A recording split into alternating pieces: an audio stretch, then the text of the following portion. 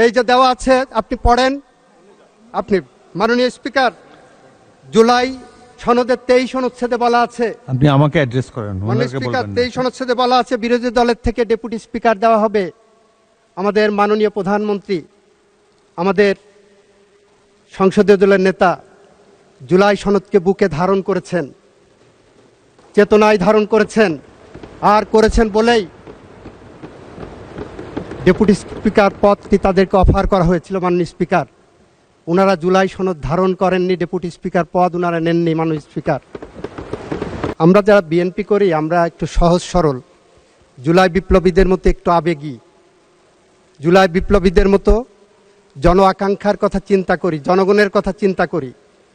আপনি জুলাই সনদের 22 অনুচ্ছেদে যে দেখেন, মাননীয় স্পিকার, আমি যদি বলি বিএনপি এই আবেগ নিয়ে এই জুলাই সনদকে ধারণ করে মাননীয় স্পিকার জাতীয় সংসদে নারী প্রার্থী দিয়েছিলেন প্রায় 5%।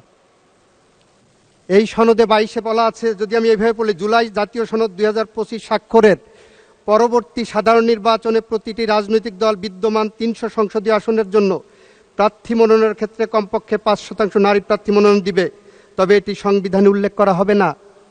মাননীয় স্পিকার, আমরা ওই যে জুলাই সনদকে ধারণ করি বুকে, আমাদের রক্ত প্রবাহে জুলাই সনদ মিশে আছে, সেইটাকে ধারণ করেই 200-র বেশি সার্ভিস ও ফিচারে লেনদেনের সব বিকাশ অ্যাপে সম্ভব। বিএনপি নারী প্রার্থীকে দিয়েছিলেন। ওনারা জুলাই সনদ বলছেন, জুলাই সনদ বলতে বলতে ওনাদের মুখে ফেনা উঠে যাচ্ছে।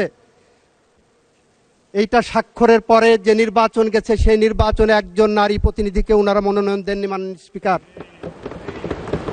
মাননীয় স্পিকার, জুলাই সনদের 23 অনুচ্ছেদে রাখেন, 23 অনুচ্ছেদে বলা আছে ডেপুটি স্পিকার পদে বিরোধী দলের থেকে, এই যে দেওয়া আছে আপনি পড়েন।